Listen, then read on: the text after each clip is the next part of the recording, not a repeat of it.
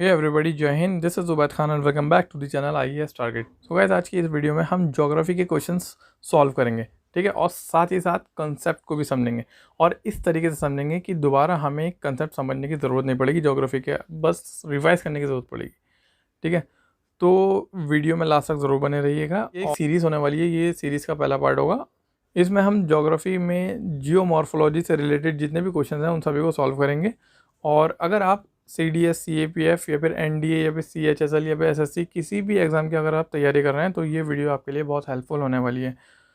तो अगर वीडियो को अच्छी लगे तो प्लीज़ वीडियो को लाइक सब्सक्राइब कर दें। क्वेश्चन हमारे सामने ये रहा, विच one of the following is not a metamorphic rock. इनमें से कौन सा मेटामॉर्फिक रॉक नहीं है। तो इसको सॉल्व करने से पहले हम रॉक्स के बारे में पढ़ेंगे, ओके। जैसे कि हमें पता है मेनली रॉक्स तीन तरीके के होते हैं। एक इग्नियस रॉक, सबसे पहले जो रॉक बनता है इग्नियस ही बनता है, ठीक है। वो क्या होता है अभी पढ़ेंगे, इग्नियस रॉक्स, सेडिमेंट्री रॉक्स और मेटामॉर्फिक रॉक। इग्नियस रॉक्स के बारे में पढ़ते हैं। सो हमें पता है कि हमारी ज़मीन के अंदर जो है वो मैग्मा है, ठीक है। अब ये मैग्मा जो बाहर निकलता है वो वॉल्केनो के थ्रू निकलता है ओके। अब अगर ये अंदर ही ठंडा हो जाता है, ठीक है, तो एक पत्थर बनता है, उसको क्या कहते हैं, इग्नियस रॉक ही कहते हैं। लेकिन अगर ये इग्नियस रॉक अगर ये ज़मीन के अंदर जमते हैं, ठीक है, तो इनको कहते हैं इंट्रूसिव इग्नियस रॉक्स, ठीक है। और अगर ये ज़मीन के ऊपर यानी वोल्केनो से अगर मैग्मा बाहर आता है और मैग्मा बाहर जमता है, ठीक है, मैग्मा जब बाहर आता है तो उसको लावा कहते हैं, और लावा जब जमता है तो उसको कहेंगे एक्सट्रूसिव इग्नियस रॉक्स। तो गाइस, हमने इग्नियस रॉक्स के बारे में पढ़ा था कि दो तरीके के होते हैं। एक तो अगर अंदर ये जमते हैं तो इंट्रूसिव इग्नियस रॉक कहते हैं, और बाहर अगर ये जमते हैं तो एक्सट्रूसिव इग्नियस रॉक्स कहते हैं। अगेन हम इसको क्लासीफाई कर सकते हैं कि अगर इंट्रूसिव इग्नियस रॉक्स अगर ज़्यादा ही अंदर जमते हैं, ठीक है, बहुत ज़्यादा गहराई में अगर जमते हैं तो इनको हम कहेंगे प्लूटोनिक इग्नियस रॉक्स, ठीक है। प्लूटोनिक इग्नियस रॉक्स क्या कहेंगे, plutonic, PLUTONIC, plutonic igneous rocks. जैसे कि हमारा हुआ एग्जाम्पल ग्रेनाइट। ग्रेनाइट ग्रेनाइट जो है वो प्लूटोनिक इग्नियस रॉक्स का एग्जाम्पल है, जो कि बहुत ज़्यादा नीचे जमते हैं, ठीक है। और ग्रेनाइट आप देखेंगे तो ग्रेटर हिमालयाज़ की जो कोर है वो ग्रेनाइट की बनी हुई है, ठीक है। ये क्वेश्चंस भी आ चुका है, ओके। और अगर हम एक्सट्रूसिव इग्नियस रॉक्स की बात करें, ठीक है, तो इसका एग्जाम्पल है बेसाल्ट। बेसाल्ट इसका एग्जाम्पल है। और हमारा अगर आप पेनिनसुला देखेंगे, पेनिनसुलर रीजन जो है, ठीक है, हमारे इंडिया का ये जो रीजन है ये बेसाल्ट का बना हुआ है ज़्यादातर, ओके। तो बेसाल्ट जो है वो एक्सक्लूसिव इग्नियस रॉक्स का एग्जाम्पल है। नेक्स्ट है हमारे पास सेडिमेंट्री रॉक। सेडिमेंट्री रॉक नाम से ही पता चल रहा है कि कुछ सेडिमेंट से रिलेटेड है। यानी सेडिमेंट्स जो होते हैं जो वेदरिंग और इरोजन के थ्रू किसी भी जगह पे आके रुक जाते हैं, ठीक है, एक्यूमुलेट हो जाते हैं, इकट्ठे होने लगते हैं। जैसे कि आप पिक्चर से देखकर आप समझ सकते हैं, जैसे कि इरोजन और वेदरिंग के थ्रू सेडिमेंट्स आते हैं और एक जगह एक्यूमुलेट हो जाते हैं, इकट्ठे होने लगते हैं। पहले ये कुछ इस प्रकार होते हैं, ठीक है, फिर जब ज़्यादा इन पर प्रेशर पड़ता है, कंपैक्शन होता है इनका, फिर ये और ज़्यादा करीब आ जाते हैं एक दूसरे के।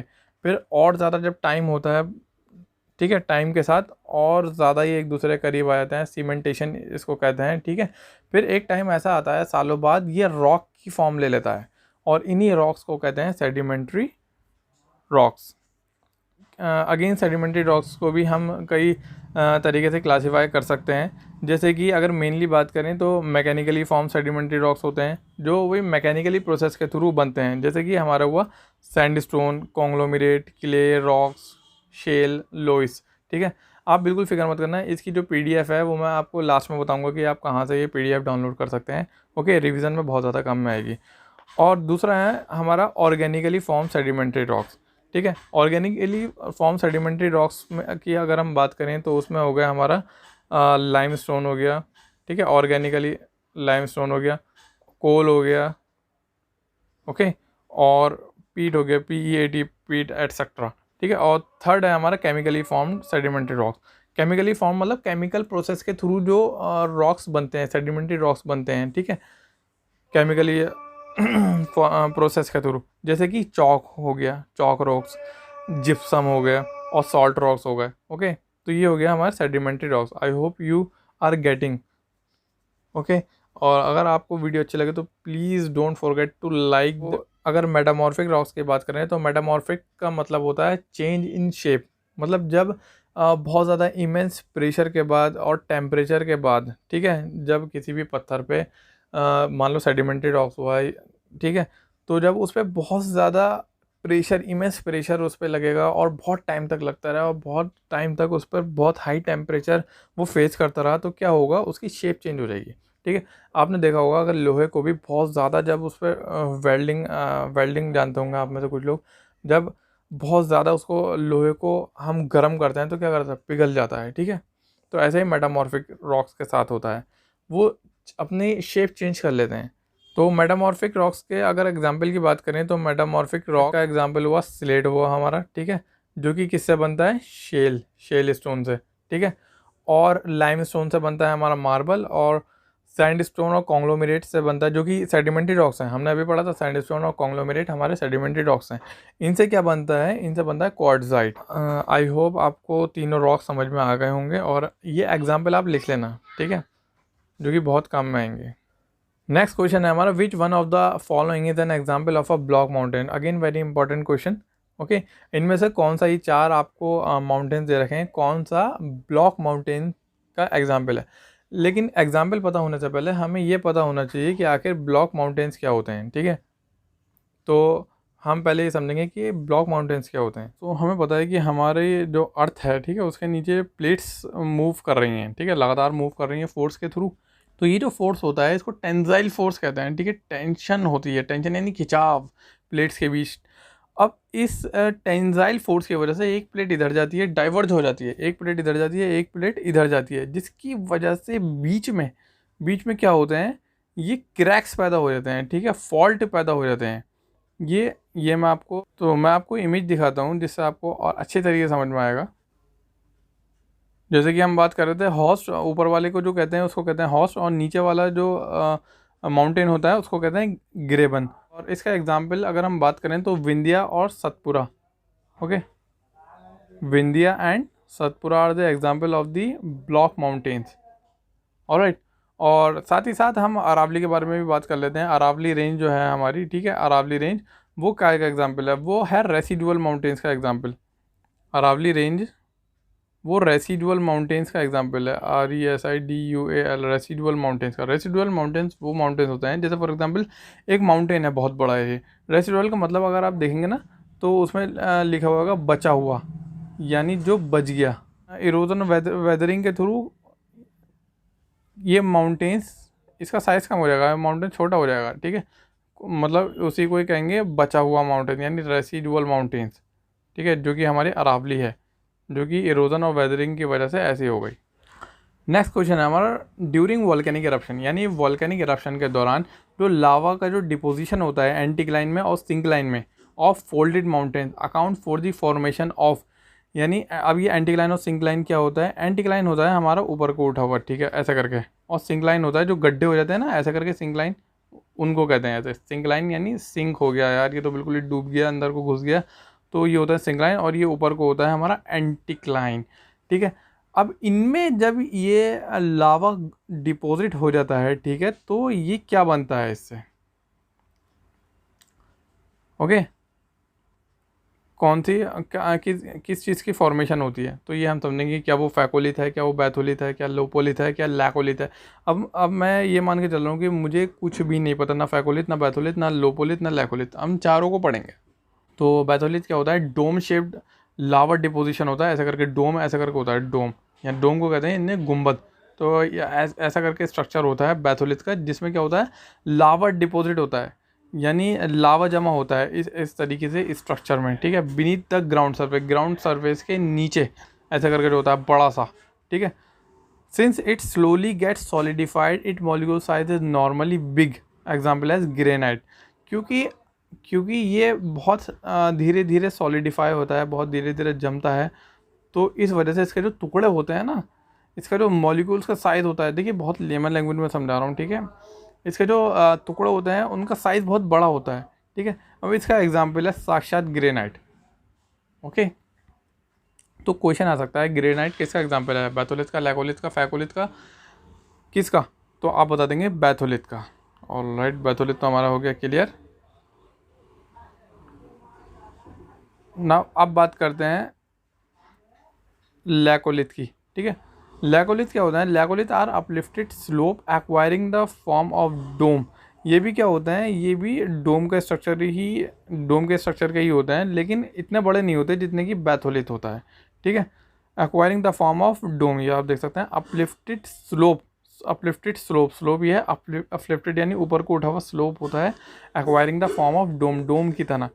लोपोलिथ क्या होता है, lopolith is solidified lava on the basin region in the saucer shape. देखिए सॉकर क्या होता है हमारा, ऐसा करके होता है। तो इसमें जो अभी मैं आपको इमेज दिखाऊंगा जिससे आपको बहुत अच्छे तरीके से और ज़्यादा क्लियर हो जाएगा, लेकिन अभी थ्योरी समझिए। और इस पूरे की पीडीएफ मैं अगेन बता रहा हूँ, आपको मिल जाएगी। ओके, तो पीडीएफ डाउनलोड कर लेना, रिवीजन के बहुत काम आएगी। और वीडियो को लाइक करना और चैनल को सब्सक्राइब जरूर कीजिए दोस्तों, ठीक है। तो हम बात करते हैं, we were talking about the lopolith. Lopolith क्या होता है, solidified lava on of the basin region in the saucer shape. देखिए सॉकर शेप होता है, इसके अंदर जो सॉलिडिफाइड लावा होता है ना, लावा इसके अंदर जम जाता है, तो उस शेप को कहते हैं लोपोलिथ। और फैकोलिथ क्या होता है, फैकोलिथ होता है are the solid arched parts of anticline and syncline. Anticline syncline यानी anticline syncline, anticline syncline, anticline syncline, ऐसा करके, यानी वेव की फॉर्म में जो होता है। तो यहाँ पर जब लावा जम जाता है ना, तो फिर उस फॉर्मेशन को कहते हैं फैकोलिथ। तो मुझे लगता है कि आपको आपके क्वेश्चन का आंसर मिल गया होगा। Now let's move to the question. तो दोस्तों दोबारा से let's read the question again. And during the volcanic eruption deposition of lava in anticline syncline of the folded mountains account for the formation of, हमें पता है, हमने अभी पढ़ा है बिल्कुल, फैकोलिथ, ठीक है। एंटीक्लाइन सिंक्लाइन इस तरीके से जो शेप में जो लावा जमता है उसको कहते हैं फैकोलिथ, ओके। दूसरा क्वेश्चन है हमारा, which one of the following is the primary rock. हमने बिल्कुल वीडियो के स्टार्टिंग में पढ़ा है कि प्राइमरी रॉक यानी सबसे पहले पत्थर जो बनता है वो कौन सा पत्थर बनता है, सबसे पहले रॉक कौन सा बनता है। तो देखो मोल्टन मैग्मा होता है, यहाँ से नीचे से निकलता है, ठीक है। अब वो बाहर आके सॉलिडिफाई होता है या फिर अंदर सॉलिडिफाई होता है। अंदर अंदर अगर होता है तो उसको इंट्रूसिव इग्नियस रॉक्स कहते हैं, और अगर बाहर होता है तो उसको एक्सट्रूसिव इग्नियस रॉक्स कहते हैं। ये हमने अभी पढ़ा। ओवरऑल इसका जो आंसर है वो है इग्नियस रॉक, ठीक है। इग्नियस रॉक्स को ही, इसको बेसिक रॉक भी कहते हैं, उसको प्राइमरी रॉक भी कहते हैं, और इसको पेरेंट रॉक भी कहते हैं। तो हमारा नेक्स्ट क्वेश्चन है, granite and basalt are the example of which one of the following. देखो इस तरीके के जो क्वेश्चन है ना, वो एग्जाम्स में बहुत पूछे जाते हैं, एग्जामिनर बहुत पूछता है ज्योग्राफी में, ठीक है। मेनली एसएससी, सीजीएल, कभी कभी एनडीए सीडीएस में भी पूछ लेता है। तो ग्रेनाइट एंड बेसाल्ट, और सीएपीएफ में तो पूछता ही है, ठीक है। इनको आंसर्स को मत देखना क्योंकि बहुत सारी जगह पे ये आंसर गलत हैं, मैं पहले बता देता हूँ आपको। तो granite and basalt are the example of which of the following. हमने स्टार्टिंग में ही पढ़ा है कि ग्रेनाइट, जो हमारा ग्रेट हिमालय है उसकी जो कोर है ना, वो ग्रेनाइट की बनी हुई है। और ग्रेनाइट क्या है, इग्नियस रॉक है। कौन सा इग्नियस रॉक है, इंट्रूसिव इग्नियस रॉक है। इंट्रूसिव इग्नियस रॉक्स को भी हमने क्लासीफाई किया था। इंट्रूसिव इग्नियस रॉक्स के अंदर कौन सा रॉक्स है, इंट्रूसिव इग्नियस रॉक्स के अंदर हमारा है प्लूटोनिक रॉक। प्लूटोनिक रॉक क्या होते हैं, प्लूटोनिक रॉक्स वो रॉक्स होते हैं जो बहुत ज़्यादा डेप्थ के अंदर सॉलिडिफाई होते हैं, जमते हैं, उन रॉक्स को कहते हैं प्लूटोनिक इग्नियस रॉक्स, ओके। तो इसका एग्जाम्पल, इसका आंसर हुआ इग्नियस रॉक, ओके। ये नेक्स्ट क्वेश्चन है हमारा, which one of the following is not a igneous rock. इनमें से कौन सा इग्नियस रॉक नहीं है। ग्रेनाइट है अभी पढ़ा है, बेसाल्ट है अभी पढ़ा है, अब दोनों में हमें कन्फ्यूजन है। मुझे नहीं पता कि दोनों में से कौन सा इग्नियस रॉक नहीं है, लेकिन मुझे ये बिल्कुल पक्का, ये मुझसे गलती हो गई कि मैंने आंसर को भी क्रॉप नहीं करा। नेक्स्ट वीडियो में मैं आंसर्स भी, इसका एक्सप्लेनेशन भी क्रॉप करूँगा, ठीक है। तो चलिए, क्योंकि इसमें समझ में भी नहीं आता अच्छी तरीके से, जो मैं समझा रहा हूँ वो बात इसमें नहीं आ पाएगी। तो लेकिन मुझे पक्का ये पता है कि कॉन्ग्लोमेरेट जो है वो हमने पढ़ा है कि एक सेडिमेंट्री रॉक है, ठीक है। तो ये दोनों इग्नियस रॉक हैं, ये इग्नियस रॉक है, ये सेडिमेंट्री रॉक है, ये तो पक्का पता है ना सेडिमेंट्री रॉक है, तो यही हो गया आंसर, क्योंकि क्रिस्टल क्लियर हमें पता है कि ये भाई इग्नियस रॉक नहीं है, मेटामॉर्फिक रॉक नहीं है, ये सेडिमेंट्री रॉक है, तो यही हमारा आंसर होगा। नेक्स्ट क्वेश्चन है, क्वार्ट्जाइट इज मेटामॉर्फ फ्रॉम। देखिए मैंने वीडियो की स्टार्टिंग में ही हमने अभी पढ़ा था, ठीक है। क्वार्ट्जाइट इज मेटामॉर्फ फ्रॉम, किससे चेंज होकर बना हुआ है क्वार्ट्जाइट, तो सैंडस्टोन।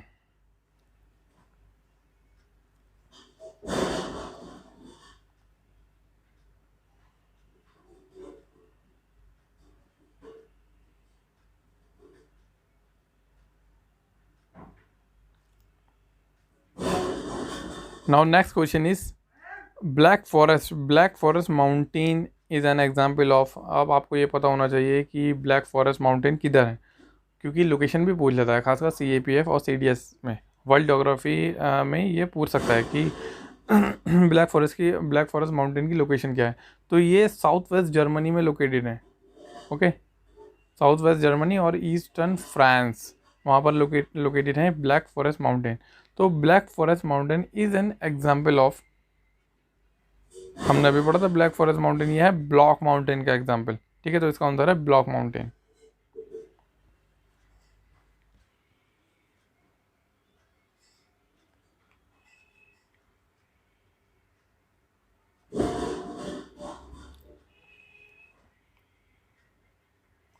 नेक्स्ट क्वेश्चन है हमारा, which one of the following rock is not likely to contain fossils.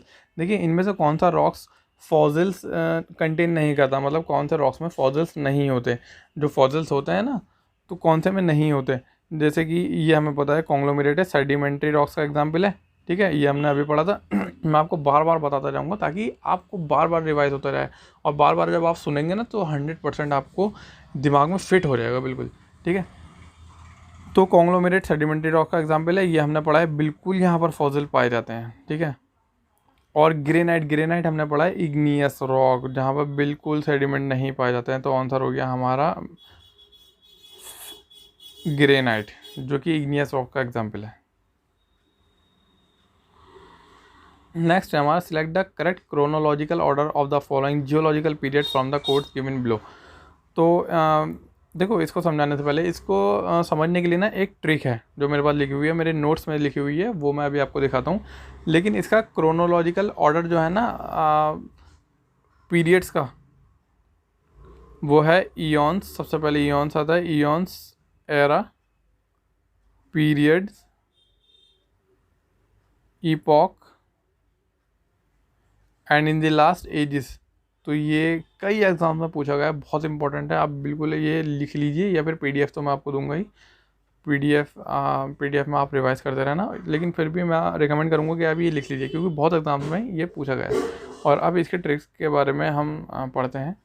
और इसमें आप देख सकते हैं पूरा चार्ट मैंने बनाया हुआ है कि ईयॉन्स में सबसे पहले क्या होता है, हेडियन, आर्कियन, प्रोटोजोइक। ओके, और इन सबको क्या कहते हैं, प्री कैम्ब्रियन पीरियड, जहाँ पर बैक्टीरिया हमें देखने को मिला था। ठीक है, ये लगभग 4.5 बिलियन ईयर्स एगो से 5 बिलियन ईयर्स एगो की बात है। और उसके बाद ये आप पूरा देख लेना, आपको मैं PDF दूंगा, अब ये रिवाइज कर लेना। ओके, और जो निमोनिक्स है, इसकी जो ट्रिक है वो है प्लीज़ पे माई चिल्ड्रन, यानी प्लीज़, यानी जो स्टार्टिंग का P है उसमें आएगा प्री कैम्ब्रियन, फिर उसके बाद प्लीज़ पे माई चिल्ड्रन, ये वाला P है, इसमें आएगा पेलियोजोइक, फिर आएगा मीसोजोइक, फिर आएगा सीनोजोइक। तो ये हो गया हमारा प्लीज़ पे माई चिल्ड्रन। और ये ईरा की ट्रिक है, एरा की। ठीक है, ये ध्यान रखना, एरा की ट्रिक है। सबसे पहले प्री कैम्ब्रियन एरा आता है, फिर पेलियोजोइक, फिर मीसोजोइक, फिर सीनोजोइक। ठीक है, दूसरा है पीरियड्स। पीरियड में सबसे पहले हम निमोनिक्स देखते हैं। Camels often sit down carefully, perhaps their joints creak. ठीक है, तो सबसे पहले जो आएगा पीरियड्स में वो आएगा कैम्ब्रियन पीरियड, फिर उसके बाद ऑर्डोविलियन, फिर सिलूरियन, फिर डेवोनियन, फिर कार्बोनीफेरस पीरियड, फिर उसके बाद आएगा पर्मियन, फिर उसके बाद ट्रायसिक, फिर जुरासिक, फिर क्रिटेशियस पीरियड। ओके, और अगर इपॉक की बात करें तो इसका निमोनिक है put eggs on my plate please Honey. Okay, तो सबसे पहले है पेलियोसीन, फिर उसके बाद ईओसीन, फिर और ओलिगोसीन, फिर उसके बाद मियोसीन, फिर प्लियोसीन, फिर उसके बाद प्लीसोसीन, फिर होलोसीन। मैं आपको बता दूं कि एग्ज़ाम में सबसे ज़्यादा इस पर क्वेश्चन आते हैं। ठीक है, कि इसकी क्रोनोलॉजिकल ऑर्डर कि इसका क्रोनोलॉजिकल ऑर्डर आप बताइए। ऑलराइट, तो जैसे कि हम पढ़ चुके हैं, हमने ट्रिक के अकॉर्डिंग, हमारी जो निमोनिक्स था उसके अकॉर्डिंग, हमारा जो करेक्ट आंसर है वो है हमारा D। सबसे पहले आएगा प्लियोसीन, हमने देखा था। ठीक है, फिर उसके बाद आएगा मियोसीन, फिर उसके बाद आएगा ओलिगोसीन, देन आएगा ईओसीन। ओके, तो ये भी सेम क्वेश्चन है, आप ये क्वेश्चन खुद सॉल्व कीजिए। Next question, match the following, match करना है, chemical weathering, mechanical weathering, glacial deposit और डिपोजिशन बाय ग्राउंड वाटर। देखिए दोस्तों, एग्ज़ाम में ऐसा नहीं कि हमें सभी कुछ आना चाहिए, लेकिन हमें एलिमिनेशन मेथड ज़रूर आना चाहिए। जितनी भी हमें नॉलेज है, मान लो मान लो हमें 80% नॉलेज है या फिर 70% नॉलेज है, तो वो हमें बिल्कुल पक्की होनी चाहिए। उस 70% नॉलेज के बेसिस पे हम एलिमिनेट कर सकते हैं ऑप्शंस को। जैसे कि मैं आपको इसमें करके दिखाऊंगा।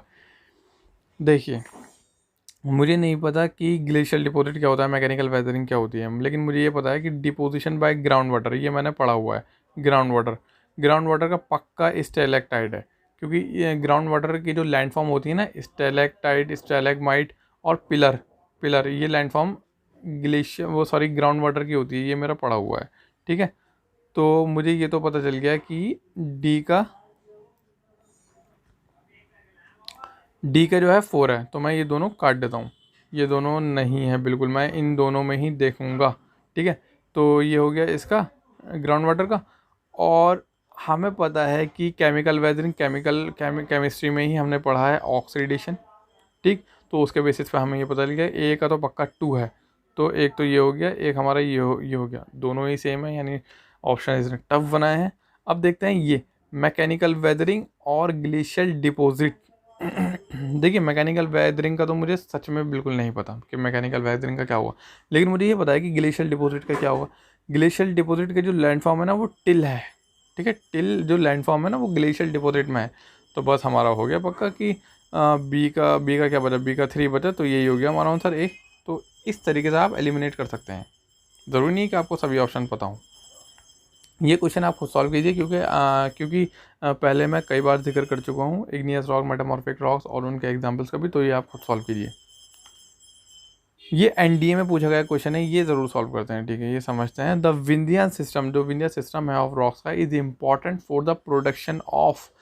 देखिए, विंध्या जो रेंज है, विंध्या और सतपुरा रेंज है, वो हमारे साउथ में है, ठीक है। और साउथ में आप देखेंगे कि सबसे ज़्यादा प्रीशियस स्टोन्स पाए जाते हैं। देख, अगर गोल्ड की बात करें तो कर्नाटक में गोल्ड मिलता है, ठीक है। गोल्ड कहाँ पर मिलता है? कर्नाटक में मिलता है। और बहुत सारी जगह हैं साउथ में जहाँ पर प्रीशियस स्टोन पाए जाते हैं। तो इसका जो आंसर होगा ना, विनियस सिस्टम, इसका जो आंसर होगा वो होगा ये, precious stones and building materials. इसी वजह से नक्सलिज्म की जो प्रॉब्लम है वो ज़्यादातर साउथ में है, ठीक है। समझ में आ रही बात? जैसे कि छोटा नागपुर प्लेटियो हो गया, जो हमारी रेड कॉरिडोर बेल्ट है, ओके। छोटा नागपुर प्लेटियो हो गया छत्तीसगढ़ में, झारखंड में। तो नेक्स्ट क्वेश्चन है हमारा, why do fold mountains have enormous thickness of sedimentary rocks.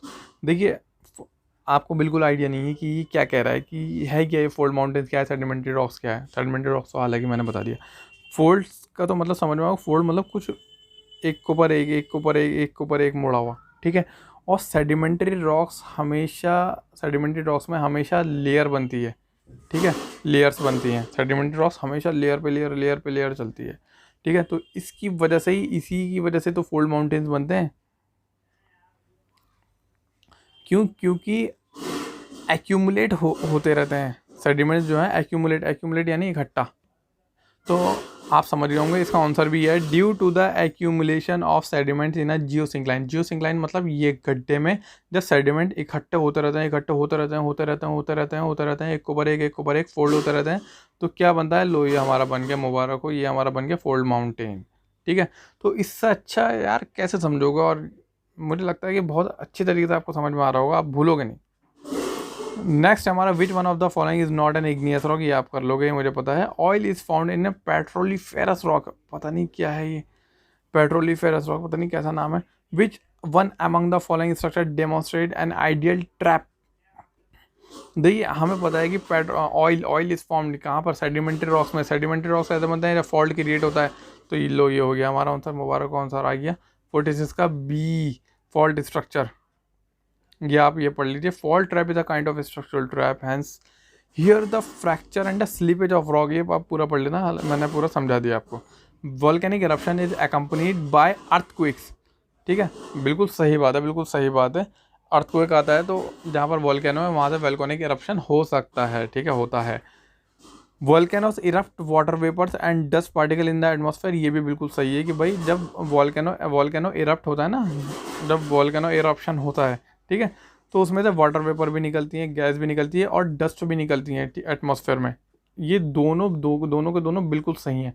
लेकिन ये स्टेटमेंट फर्स्ट इसका सही एग्जाम्पल नहीं है, ठीक है, इसलिए ये हो जाएगा both the statements are individually true. ये वाला both the statements are individually true, but statement कहाँ गया, statement two is not, statement second is not the correct explanation of the statement first. Okay, दूसरा है हमारा which one of the following describe the lithosphere. Lithosphere क्या होता है, अरे यार क्या होता है, कभी नहीं सुना। चलो अब सुनोगे और अब ऐसा सुनोगे कि फिर कभी भूल नहीं पाओगे। तो ये मेरे ही नोट्स हैं, ये मेरे बहुत कीमती नोट्स हैं। तो ये हमारा अर्थ के अंदर का कुछ स्ट्रक्चर है, ठीक है, ऊपर का जो है हमारा क्रस्ट है, ठीक है। हमारा क्रस्ट के दो पार्ट होते हैं, जैसे कि हमें पता है क्रस्ट के दो पार्ट होते हैं, एक होता है कॉन्टिनेंटल क्रस्ट और दूसरा होता है ओशियानिक क्रस्ट। ये हो गया ओशियानिक क्रस्ट, ये हो गया कॉन्टिनेंटल क्रस्ट। कॉन्टिनेंटल क्रस्ट जिस पर कॉन्टिनेंट है, जिस पर हम हैं, ओशियानिक क्रस्ट जिस पर समुद्र है। इन दोनों में से डेंसिटी किसकी ज़्यादा होती है, कौन नीचे होता है कौन ऊपर होता है, ये आप मुझे कमेंट करके बताना। देखिए जो कॉन्टिनेंटल क्रस्ट होता है वो सियाल से बनता है, इसकी निमोनिक है सियाल, यानी सिलिकॉन और एल्युमिनियम ज़्यादातर होता है इसमें कॉन्टिनेंटल क्रस्ट में।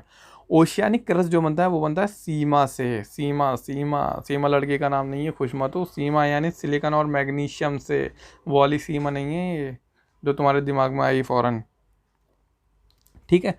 तो हम बात कर रहे थे लिथोस्फेयर की, कहाँ गया, ये आ गया हमारा लिथोस्फेयर। और लिथोस्फेयर किस किस से मिलकर बना होता है, लिथोस्फेयर जो बना हुआ होता है हमारा पूरा क्रस्ट से, प्लस अगर हम अपर मेंटल को भी ले लें, अपर मेंटल को कह रहा हूँ, अपर मेंटल को, इस पार्ट को, ये हो गया ये हो गया और ये, यानी क्रस्ट और अपर मेंटल को अगर हम दोनों को मिला लें तो जो पार्ट बनेगा वो हमारा बनेगा लिथोस्फेयर, ठीक है। अब बाकी ये पूरा ये मैं बाद में समझाऊंगा जब आगे हम और वीडियो बनाएंगे। ये पार्ट 1 है और ये जो था, ये जो है ना, ये हम जियोमॉर्फोलॉजी कर रहे हैं सिर्फ, ठीक है, जियोमॉर्फोलॉजी कर रहे हैं। आगे हम ओशन के बारे में मतलब सभी कुछ करेंगे ज्योग्राफी का, ठीक है। तो वीडियो को लाइक करना, चैनल को सब्सक्राइब जरूर कर दीजिए दोस्तों, और शेयर भी ज़रूर कर देना अगर वीडियो अच्छी लग रही है तो, और नहीं अच्छी लग रही तो डिसलाइक कर देना, कोई ऐसी बात नहीं है। हम ये करते हैं विच one of the following describe the lithosphere. अब ये एनडीए में पूछा गया क्वेश्चन है 2017 में सेकंड शिफ्ट में। तो हमें पता चल गया कि लिथोस्फेयर जो होता है हमारा क्रस्ट होता है और भाई हमारा अपर मेंटल होता है, ठीक है, जिसको हम अब कभी नहीं भूलेंगे। ओके, तो नेक्स्ट है हमारा an up fold in rock is क्या होता है, पक्का, अरे यार ये तो 100 बार कितना इजी क्वेश्चन पूछा गया है, ठीक है, एनडीए में पूछा गया है ये। हमें पता है अप फोल्ड जो होता है क्या होता है ये, भाई ये होता है एंटीक्लाइन। एंटीक्लाइन कहाँ है, ये है, इसको मत देखो, ये जो मैं समझा रहा हूँ सिर्फ वो समझो, एंटीक्लाइन ये है।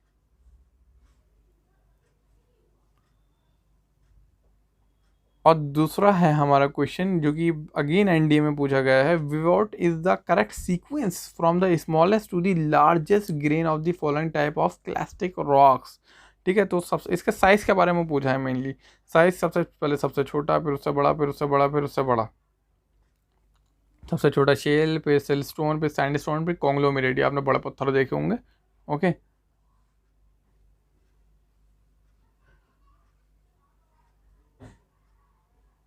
दूसरा है हमारा जो कि दिखने में थोड़ा टफ लग रहा है, एनडीए में पूछा गया क्वेश्चन है, why is the hydrolysis an effective form of chemical decomposition of bedrock in a hemetropic। दोबारा पढ़ता हूँ, why is hydrolysis an effective form of chemical deposition। Chemical deposition में हाइड्रोलिसिस क्यों इतना ज़्यादा इफेक्टिव फॉर्म है, मतलब why is hydrolysis an effective form of chemical decomposition of bedrock in a humid tropics। यानी humid tropics यानी tropical region की बात कर रहा है। ट्रॉपिकल रीजन में केमिकल डिपोजिशन जो होता है उसमें हाइड्रोलिसिस बहुत एक अहम रोल प्ले करता है। अब हाइड्रोलिसिस क्या होता है हम ये समझते हैं, ठीक है। हाइड्रोलिसिस मतलब हाइड्रो यानी वाटर, ठीक है, यानी पानी जब रॉक्स पे जाकर गिरता है, पड़ता है, ठीक है, उससे जाकर टकराता है, उसके अंदर घुसता है, तो रॉक के अंदर जो कंपाउंड होते हैं ना वो पानी के साथ मिलके क्या होते हैं, वो उस रॉक को डिकम्पोज कर देते हैं, ठीक है। जिसकी वजह से क्या होता है, humid tropics experience high temperature and humidity, नमी बनी रहती है ट्रॉपिकल एरियाज में। आपको पता है भाई कि बारिश खूब होती है और टेम्परेचर ज़्यादा होता है, तो ह्यूमिडिटी काफ़ी होती है। तो ये पहला वाला ऑप्शन हमारा बिल्कुल कतई सही है। और दूसरा ऑप्शन है हमारा, there is a high diagonal range in the temperature, बिल्कुल सही बात है भाई, टेम्परेचर में बहुत ज़्यादा फ़र्क होता है। हाई डायगोनल यानी दिन के टेम्परेचर में और रात के टेम्परेचर में बहुत ज़्यादा फ़र्क होता है। तो दोनों ही सही हैं। इसका करेक्ट आंसर होगा 100%, 100% सही, बोथ 1 और 2। तो ईस्कर, ईस्कर क्या है, एक ग्लेशियल डिपोजिशन लैंडफॉर्म है, ठीक है। यहाँ पर इसका करेक्ट ऑप्शन है सी। नेक्स्ट क्वेश्चन है हमारा, 90 डिग्री ईस्ट रिज लाइन्स कहाँ पर स्थित है? वो है 90 डिग्री ईस्ट रिज लाइन कहाँ पर है भाई? इंडियन ओशन में है, ये ध्यान रखना। ये यूपी पीसीएस में पूछा गया। और दूसरा क्वेश्चन जो यूपी पीसीएस में पूछा गया 2016 में, वो है on the earth originally there was only one huge land mass which is known is. ये तो अगर किसी ने 11वीं क्लास की फंडामेंटल ऑफ फिजिकल ज्योग्राफी पढ़ी है तो बहुत आसानी से आंसर दे देगा, वो है पेंजिया। एक ही लैंडफॉर्म हुआ करता था पेंजिया, ऐसे करके कुछ इस तरीके से। और फिर ये जो मूवमेंट होता है हमारे प्लेट्स का, ठीक है, कॉन्टिनेंटल प्लेट्स का, उसने उस मूवमेंट की वजह से ये दो पार्ट में डिवाइडेड हो गया। एक तो गोंडवाना लैंड और एक हो गया लॉरेशिया, ठीक है। मैं डिटेल में विच one of the following is the longest mountain range, सबसे लंबी माउंटेन रेंज कौन सी है? तो हमें पता है एंडीज माउंटेन रेंज। तो सबसे लंबी जो माउंटेन रेंज है वो है एंडीज माउंटेन रेंज, जो कि साउथ अमेरिका में है। आप देख सकते हैं Venezuela, Colombia, Ecuador, Peru, Bolivia, Chile, Argentina, ये कितनी लंबी माउंटेन रेंज है, ठीक है, एंडीज माउंटेन रेंज है। करेक्ट ऑप्शन है इसका डी। और नेक्स्ट क्वेश्चन है हमारा, which Indian national park is the famous for rhinoceros? ये तो पता है, काजीरंगा नेशनल पार्क, जो कि आसाम में है, ठीक है। और इसकी जो निमोनिक है वो है माना न मेरी आसाम का गाजी, कर दी मेरी शादी औरंगजेब से। तो अगर आप चाहते हैं कि इस तरीके की निमोनिक्स की पूरी एक सेपरेट मैं वीडियो बनाऊं तो नीचे कमेंट करके ज़रूर बताना। सारे स्टेट्स के जो इंपॉर्टेंट नेशनल पार्क्स हैं उन सभी की मैं निमोनिक्स मैं बना सकता हूं, ठीक है। और अगर आप कहेंगे तो मैं बनाऊंगा वीडियो, लेकिन अगर आप कहेंगे तो। Which one of the following is not a glacio fluvial depositional feature? Depositional feature इसमें कौन सा नहीं है? ये यूजीसी में पूछा गया है 2016 में। तो हमें पता है ड्रमलिन, ईस्कर और केम आर द ये डिपोजिशनल फीचर हैं, लेकिन हॉर्न जो है ना ये एक इरोजनल फीचर है, ओके। ये क्वेश्चन आप देख लेना। इस तरीके से एक लैंडफॉर्म होती है, रिवर क्या होती है, इसको इरोजन करते करते करते करते ऐसा करके कर देती है। बिल्कुल मेरा पेन नहीं चल रहा यू करके। तो इस लैंडफॉर्म को कहते हैं पेनी plane. Which one of the following mountain is formed due to the convergence of one oceanic and one continental plate? तो हमने अभी पढ़ा था एंडीज माउंटेन्स के बारे में, ठीक है, जो कि एक ओशियानिक और एक कॉन्टिनेंटल प्लेट जब आपस में एक दूसरे से टकराई थी, ठीक है, तो जिसकी ज़्यादा डेंसिटी होती है ना वो प्लेट नीचे चली जाती है। वो प्लेट क्या, वो हर चीज़ जिसकी ज़्यादा डेंसिटी है वो नीचे चली जाती है। जैसे कि अगर हम बात करें फेरस, निकल और फेरस, वो हमारे अर्थ के बिल्कुल नीचे है, यानी कोर में है। क्यों? क्योंकि उन मेटल्स की डेंसिटी सबसे ज़्यादा होती है। ये हमारी अर्थ है, उस सबसे नीचे ये है, ठीक है। इनकी, क्योंकि इनकी डेंसिटी सबसे ज़्यादा होती है। जिस चीज़ की डेंसिटी ज़्यादा होती है वो चीज़ नीचे को आ जाती है, ठीक है, वो भारी होती है ना तो वो नीचे को आ जाती है। अब अगर इसकी हम बात करें तो एक कॉन्टिनेंटल प्लेट और एक ओशियानिक प्लेट, ठीक है, कॉन्टिनेंटल प्लेट की डेंसिटी ज़्यादा होती है तो कॉन्टिनेंटल प्लेट नीचे आ जाती है ऐसे करके, और ओशियानिक प्लेट ऊपर चली जाती है। साइडवेज इरोजन, नेक्स्ट क्वेश्चन है हमारा जो कि एसएससी में पूछा गया। Sideways erosion which widens the river, जैसे कि मान लो रिवर इतनी है, ठीक है, तो अगर इसके, अगर let me change the colour, जब इसके साइड में इरोजन होता है ना तो उसको साइड इरोजन कहते हैं। जिससे क्या होता है, अगर रिवर और ज़्यादा चौड़ी हो जाती है, ठीक है, क्यों हो जाती है? क्योंकि भाई पानी पहले इतनी जगह बह रहा था, अब पानी ने क्या करा, यहाँ की मिट्टी को हटा दिया और पानी ने मिट्टी की जगह खुद को रख लिया, ठीक है। तो क्या हुआ, रिवर और ज़्यादा चौड़ी हो गई। किससे होती है? साइड इरोजन से होती है। बहुत आसान क्वेश्चन था, एसएससी में पूछा गया था। सिंक होल हमें पता है कि कास्ट लैंडफॉर्म है। अगर आप कहेंगे तो मैं लैंडफॉर्म्स में एक सेपरेट डिटेल वीडियो बना दूंगा अगर आप कहेंगे तो। कास्ट लैंडफॉर्म जो होती है ना, वो जैसे कि सिंक होल हो गया, पोथ होल्स हो गया, उवाला, पोल्जिस, ये सब ये कास्ट लैंडफॉर्म होते हैं। ये इरोजनल लैंडफॉर्म होते हैं, सिंक होल्स और उवालास, पोल्जिस।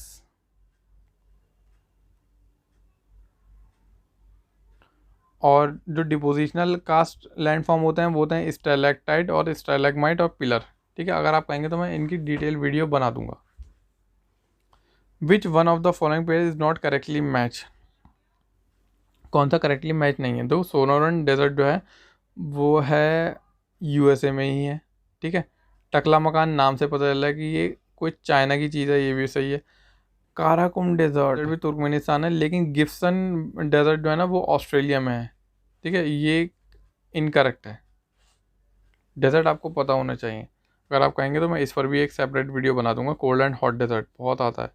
दो स्ट्रोम्बोली वॉल्केनो, स्ट्रोम्बोली क्या है? स्ट्रोम्बोली एक वॉल्केनो है, इसको लाइट ऑफ अ मेडिटेरेनियन सी भी कहते हैं। ठीक है, एक्टिव वॉल्केनो है, ये एक एक्टिव वॉल्केनो है। लाइट ऑफ मेडिटेरेनियन सी भी इसको कहते हैं, स्ट्रोम्बोली को।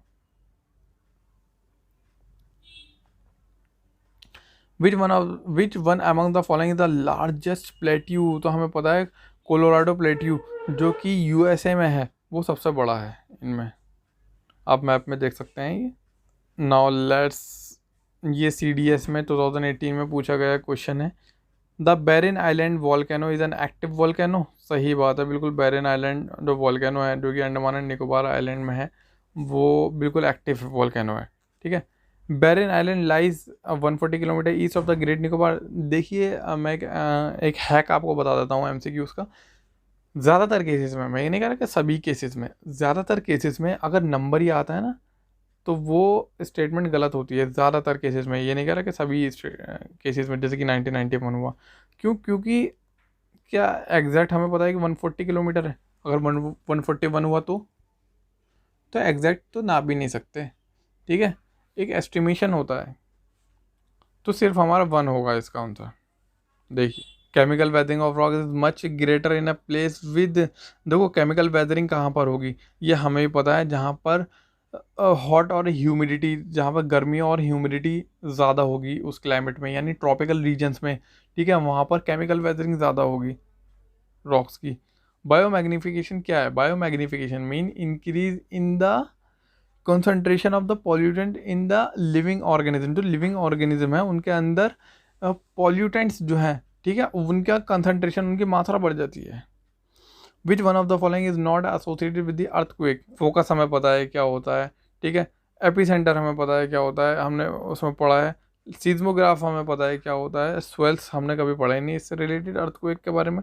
तो यही है हमारा आंसर। तो इस वीडियो में सिर्फ इतना ही। अगर आपको वीडियो अच्छी लगे तो प्लीज़ वीडियो को लाइक करना, चैनल को सब्सक्राइब करना, अपने दोस्तों को अगर हो सके तो अपने दोस्तों के साथ भी शेयर कर देना। ठीक है, और ये एक सीरीज़ है, ये सीरीज़ का एक पार्ट था। ये जो पार्ट था इसमें हमने जियोमॉर्फोलॉजी के बारे में सब कुछ, हमने सारे क्वेश्चन जो भी इससे आ सकते थे इस पर थे वो हमने पढ़े। अब नेक्स्ट टॉपिक हम पढ़ेंगे oceans and marine resources and canals etcetera. ठीक है, तो मिलता है नेक्स्ट वीडियो में। जय हिंद।